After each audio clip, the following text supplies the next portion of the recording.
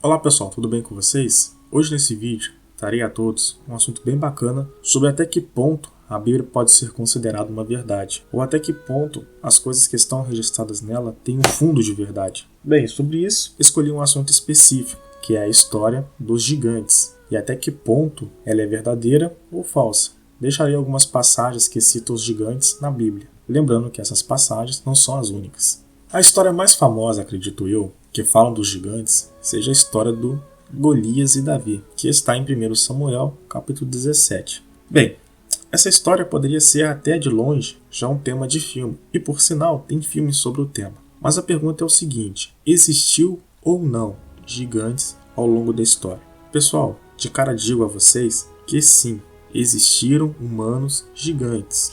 Existem umas fotos muito famosas de ossadas encontradas na China de gigantes que datam de 5.000 anos atrás. Esse tempo é mais antigo que a história de Davi e Golias, que está em torno de 3.000 anos atrás. Entretanto, esses ossos achados na China é de uma civilização que viveu numa região onde hoje é conhecida de província de Shandong. E lá temos ossos de gigantes. Só que esses gigantes são pessoas que poderiam ter chegado e até passado os 2 metros, que para a época era muita coisa, algo que hoje em dia nem tanto. São ainda altos, mas encontramos jogadores de basquete até maiores.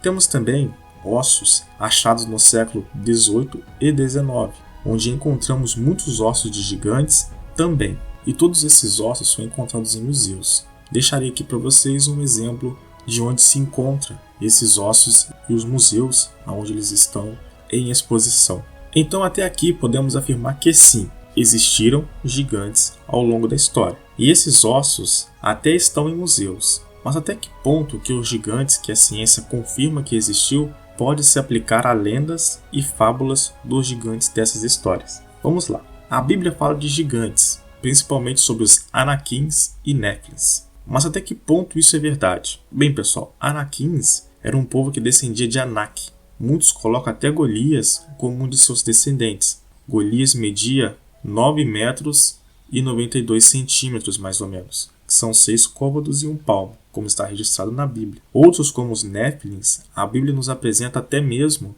Néfilins de até 5 metros de altura.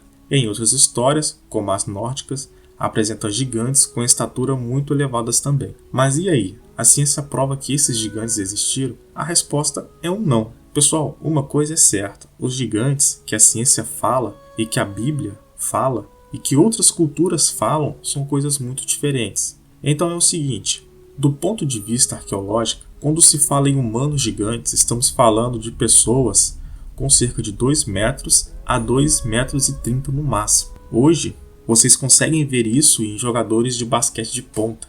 Inclusive, nós encontramos jogadores com esse tamanho. Por exemplo, temos o Manute Bol, com seus 2,31 metros, que eu coloco como o maior jogador em estatura da NBA de todos os tempos. Temos também a lenda Kareem Abdul-Jabbar, com seus 2,19 metros, que luta numa cena do filme Jogo da Morte com ninguém menos que Bruce Lee. Essas pessoas, se vivessem no tempo dos escritores da Bíblia, também seria um gigante, já que a média das pessoas era em torno de 1,70. Agora, 3, 4, 5 metros de altura, em se tratando de humano, isso não existia na vida real. Então, como explicar isso na Bíblia? A Bíblia está falando mentira? Ela é uma farsa?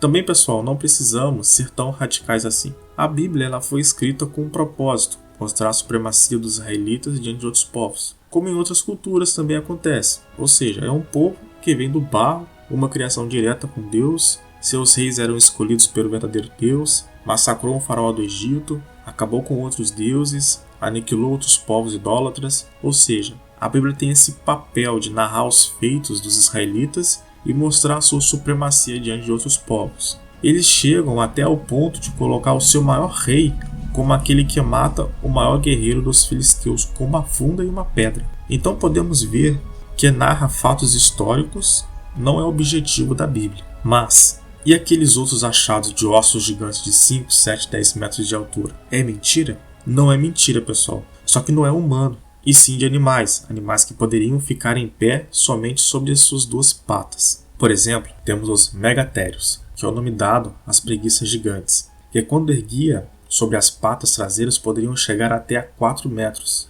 e pesava cerca de 4 toneladas. Esses animais viveram até o período Pleistoceno e existiram aqui na América do Sul. Foi encontrado no Monumento Nacional de Westwood, no Novo México, nos Estados Unidos, pegada de preguiças gigantes com pegadas humanas, com cerca de 10 mil anos atrás. Isso prova a existência do que se chama de megafauna e o contato de humanos pré-históricos com esses animais, de porte muito superior aos que existem nos dias de hoje. Então, pessoal, o que causava essa situação de gigantes no passado? Eram filhos de deuses, de anjos caídos? Eram punições divinas? Na verdade, eram pessoas que sofriam com uma causa muito rara de gigantismo e acromegalia.